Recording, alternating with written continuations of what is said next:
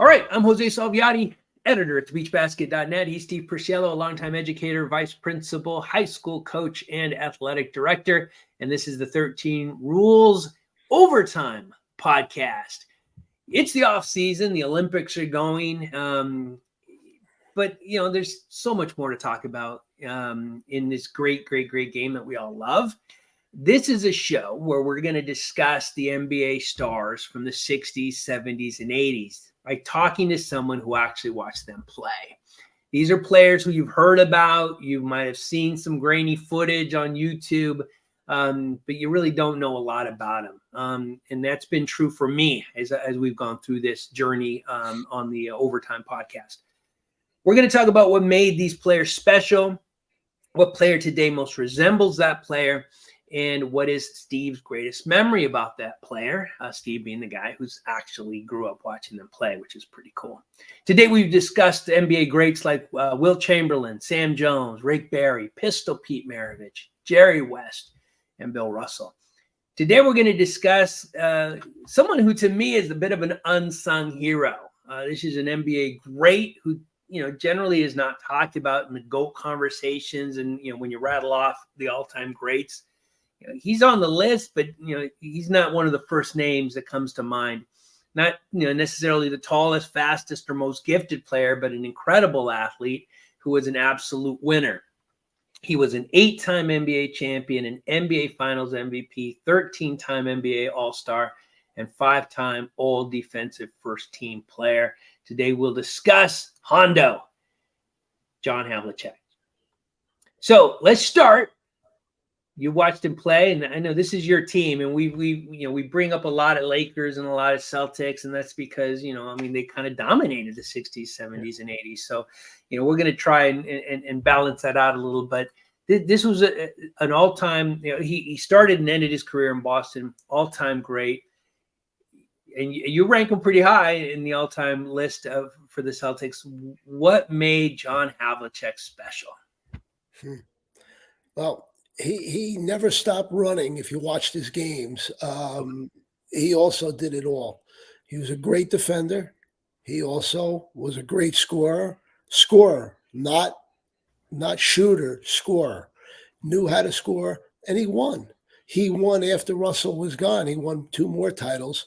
After that, in college at Ohio State, he won a title also with a couple of guys you might have heard of. Jerry Lucas was a teammate, and Larry Siegfried, who played with the Celtics for a while and was a decent backup guard. As well as they had this other guy on that team, by the way, I'll mention, some guy who kind of made it a little bit in a different way, Bob Knight. He was on that Ohio State team as well. He was a teammate of Havlicek's? Yes, at Ohio State. Yeah. Okay, that's cool. And they had another guy, Mel Newell, who played in the ABA a little bit. And he might have played a little bit with the NBA, but the Cincinnati team was considered great. The interesting thing was Havlicek played another year. He was a junior when they won the title. They lost to Cincinnati after that, which we kind of know who Cincinnati had. Oscar. Big O, right? Yeah. Right. But then he went on to the Celtics. In the beginning, he was a 6th man.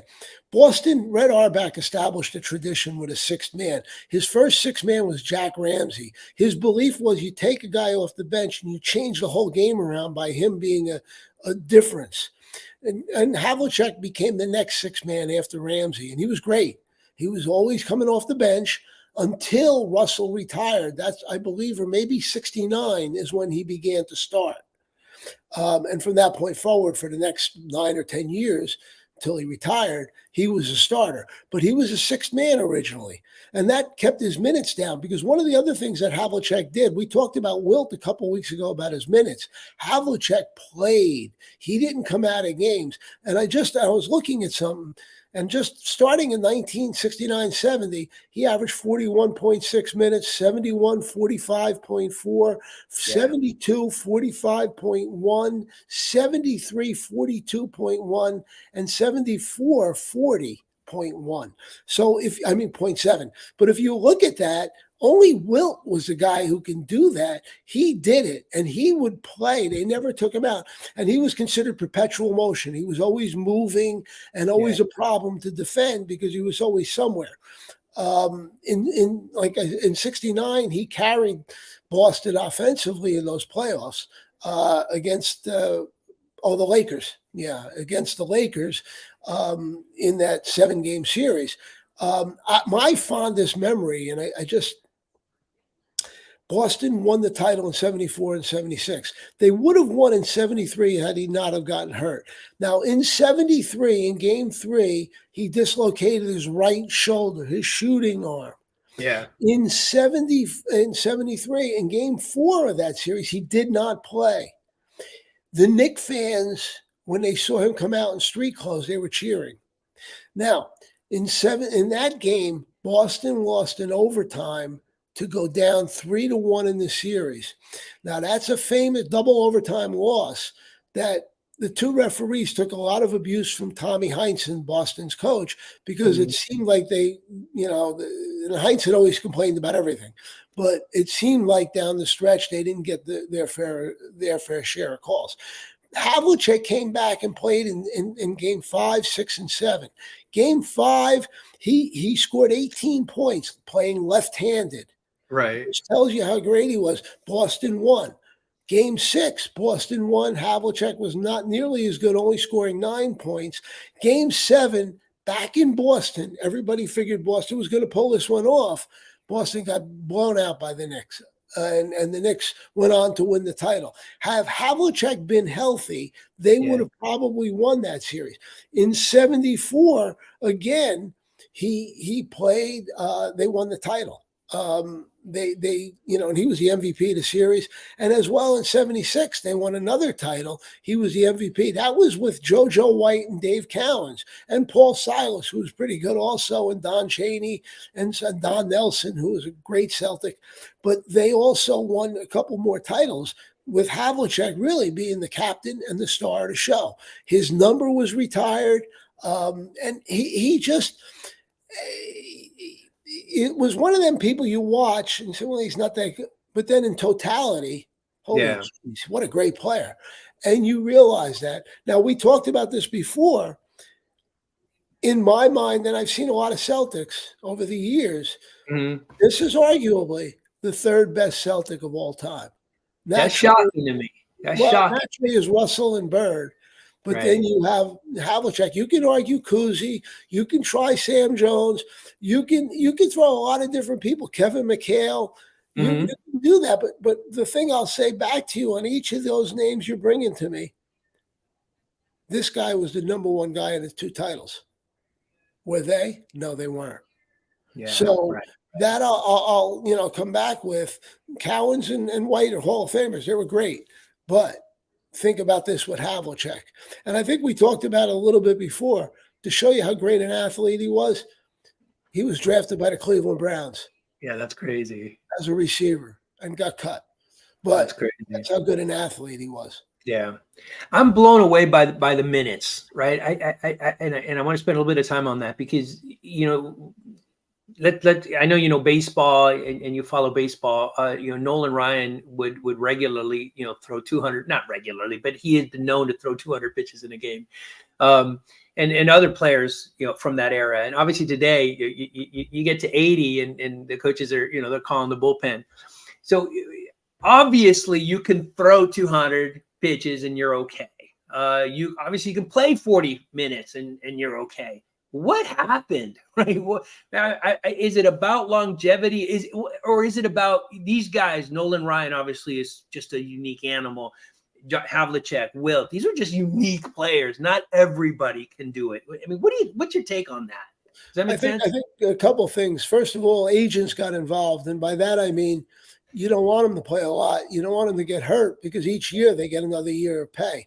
There wasn't a lot of money being made in the 60s and 70s. So these guys weren't getting paid a great deal. So they gave it all. Here's a guy with a dislocated shoulder playing in a playoff series. That's crazy. Right. But that's what they did. Havlicek, interestingly enough, scored a lot of his points off his motion. he just kept moving, and he would get layups on cuts and all kinds of things that would just were incredible. And he just was much better than what he showed, and he was just a great player Yeah. with them. The motion thing is the other thing that kind of stuck out to me, because when I think of players like that, I think of Reggie Miller, right, who's always running around, somewhere. I think of JJ Redick, right, who was always running around. But neither one of those two players was 5-time defensive first team. So that obviously, the point I'm making is, it's one thing to run around on one end of the court, but it sounds to me like Havlicek was running around on both ends, right? Yeah. I mean, that's crazy, and doing it for 40 minutes. I mean, that boggles the mind. Well, he did it all. It's interesting how you had to get a Laker into this when you said JJ Redick, which is just not surprising. Let's put it that way. But JJ Redick and Miller did a different thing. Havlicek scored a lot of easy layups and things like that on cuts. Those two guys were guys who came off screens looking for the open shot. They were both good shooters. Miller, great shooter. Redick was a good shooter. And so it was a little different type game. And neither one of them were known as defensive stoppers in any way. And Havlicek was, if you go back to 69, I don't remember the exact numbers in that playoff series against the Lakers. In game 1 and 2, Havlicek had a score. West went crazy. He was 50 and 40 in the first 2 games, but Havlicek had to be like 40 and 30 in the first 2 games. So, I mean, he was doing what he did. Lakers won those 2 games, but he was Boston's offense in that series. And they won. Havlicek, when Boston came back in the series against Philly that we talked about in, what was that, 68, Havlicek was the guy who was scoring ridiculous numbers in game 6 and game 7. I think he was almost had a triple double in game 7 in that series when Boston beat Philly 100-96. So the things he did didn't get noticed, but they were incredible. Yeah. He sounds like the kind of player who did what you needed done at the time, right? Swiss Army knife. Right? Yeah. You need somebody to lock down, defend. He could do that. You need someone here to hit a big shot. He could do that. Well, I think what people just they just don't realize. Like we said, the champion. He was an all-star 13 times. I mean, these numbers are just crazy. So people don't understand or realize how great he was. Throughout that time. By the way, his name Hondo. You know where that came from, don't you? No idea. Red Auerbach named him that after John Wayne. Oh, okay. Yeah, which was a very interesting little tidbit to look at about Havlicek. I did not know that. Well, this is, I love having this conversation about these players because, again, for me, I learn a lot. These are guys I've heard about, and I got to watch just a little bit of Havlicek's career. I started being a fan as he was kind of finishing up his career. But this is by far the best part for me, and that is, and we're going to show some highlights. Before we do that, the one thing we didn't mention was, and I know you're going to show the highlight, the biggest thing he's probably most known for is stealing the ball. Let me just set that up before you show it. Okay. Boston, the Philly had just scored to cut it to 1. There was 5 seconds, I believe, left. Russell took the ball out, and back then the baskets had guide wires going back. Russell takes the ball out. He throws it off one of the wires that's out of bounds. So now Philly's got the ball under their own basket with 5 seconds left with Will. So, oh my God, it looks get the like ball in and it's over. Game 7, with the whole thing on the line. And now Hal Greer's about to take it out. Go ahead. You want to play it? Yeah. And apologies to those that are listening, but you'll be able to hear a little bit about this. But we're actually watching the video. Boston only has a 1-point lead. Greer's putting the ball in play. He gets it out deep, and Havlicek steals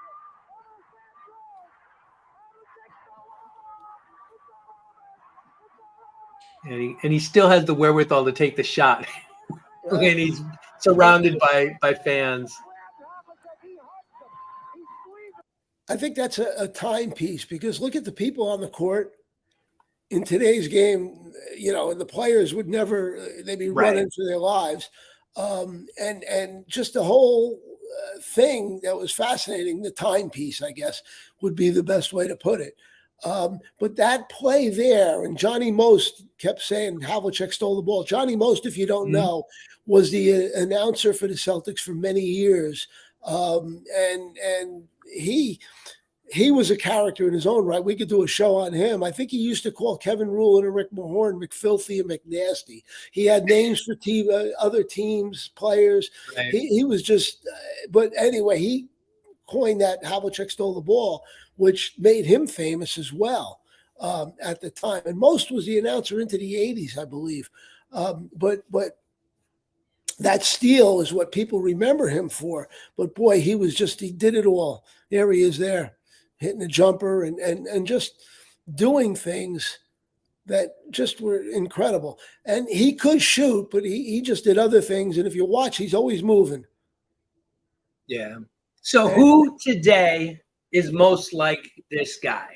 Is there any player? I don't think you'll see anybody that can do the things he does.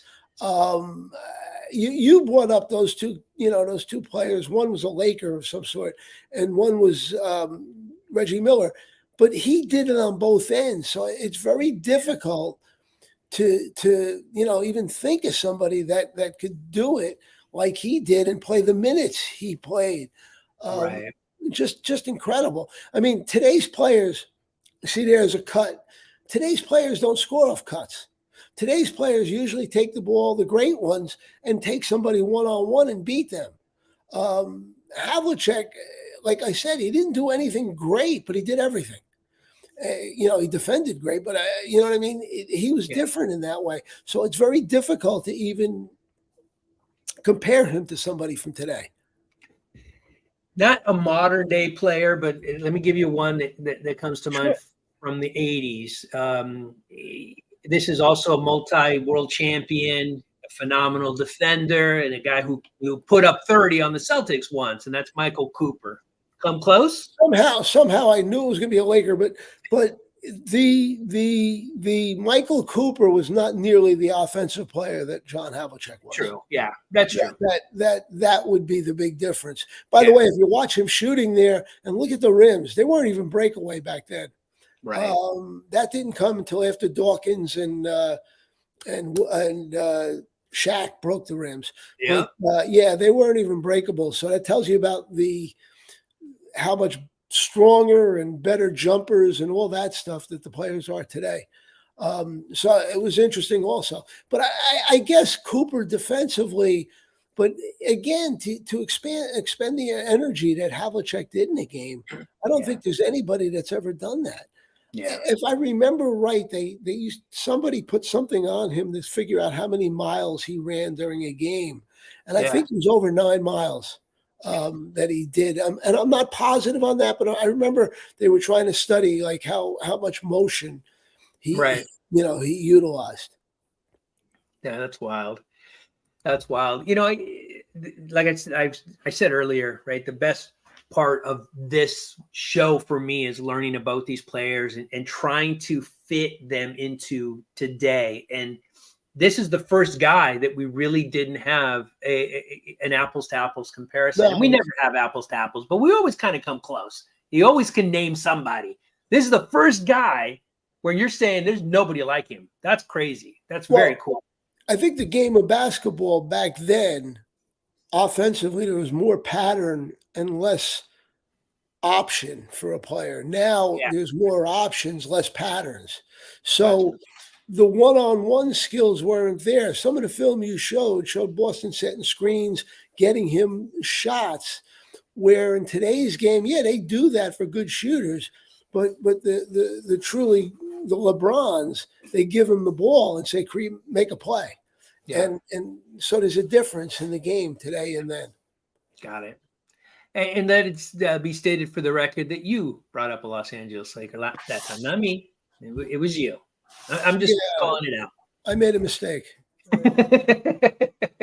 You know. All right, let's end it on that note. Always fun to talk basketball. It doesn't matter whether it's on season, off season, playoffs, Olympics, and it's great to look back and find out a little bit more about these honestly phenomenal players. They were not just plumbers and construction workers. No. These guys were talented basketball players. Hope you enjoyed learning a little bit more about John Havlicek. I certainly did. Join us next week when we talk about some other NBA great. If you've got somebody you'd like to, to talk about, you'd like to learn a little bit more about, man, shoot us a comment, like, subscribe. All that stuff just means the world, and it helps a ton. We'd love to hear from you. But if you don't, we'll find somebody. There's still some great players to talk about out there. Make sure to join us next week on 13 Rules Overtime. We'll talk then. Thank you. Thank you.